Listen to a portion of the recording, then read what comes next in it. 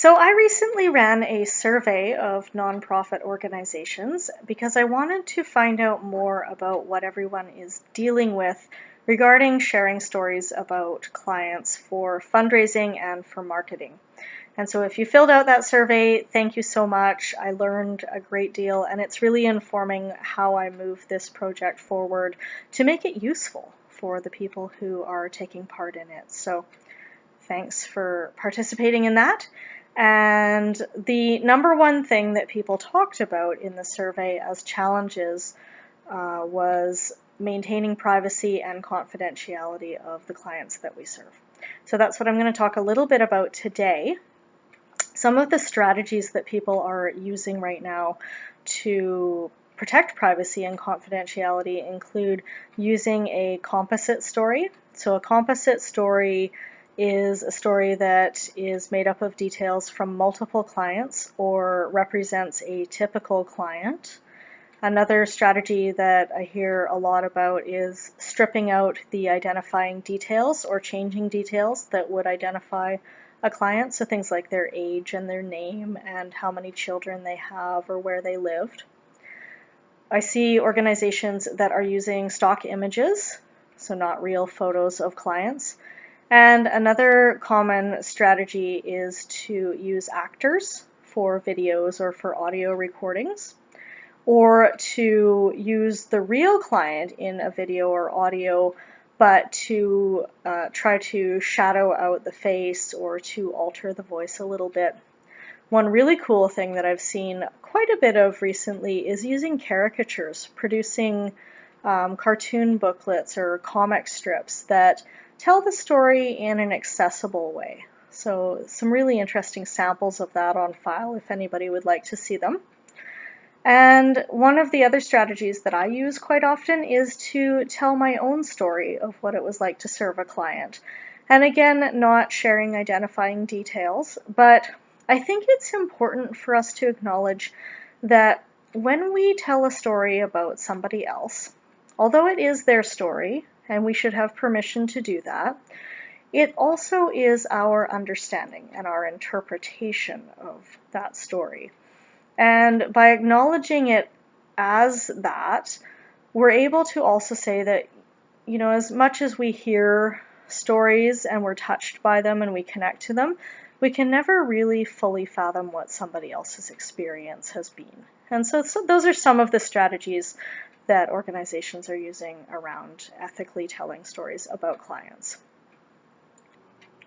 No matter how well we change or conceal details in a story, there's always that risk that someone hearing the story is going to think that they recognize the person.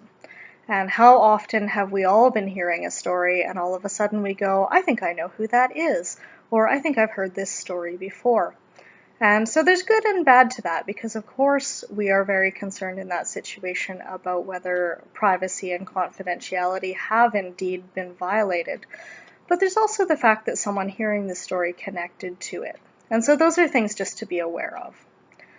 One of the things I want to always be thinking about if I'm using elements of a real client's story, and again, I do need their permission to do that, I want to be thinking about how they're going to feel if I change or embellish or remove some details of the story that may have been really important to their experience.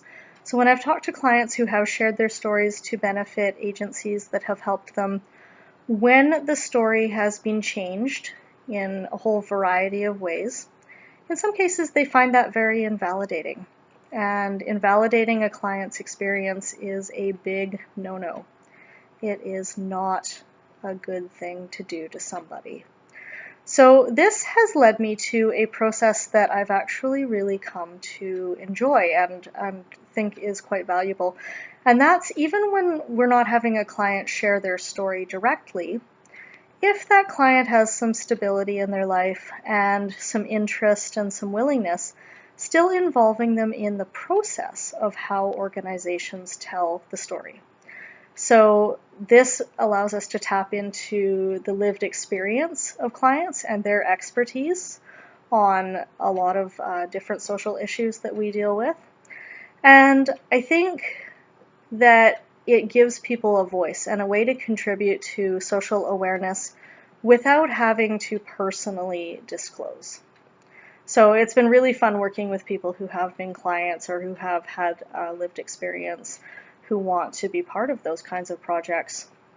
I think it shows that the organization values lived experience and recognizes that the client is the expert on these topics. And sometimes it gives clients a way to work together almost to have that shared experience with other people who have been through the same kinds of things.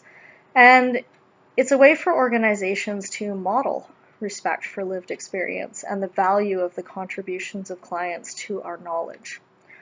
So one of the other things that I've heard organizations say in doing this kind of thing is that they believe it not only helps clients to make sense of their own experiences, which can be part of the healing process, and this can be quite empowering as well. There is some thought that this also makes people more ready to tell their stories publicly. And I don't know if that's true or not. I think it could be true in some cases and not in others. But it's a question that we're asking right now and watching to see how people experience this and their feedback about participating in storytelling projects as clients working with agencies. So whatever approach we're using to protecting privacy and confidentiality, it's important to be transparent with the audience about what we've chosen and why we've chosen it.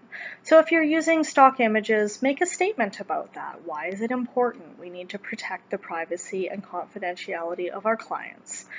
Explain your reasons for if you're using a composite story or you're concealing details to protect the clients. And explain that you've obtained consent or consulted with clients on a storytelling project.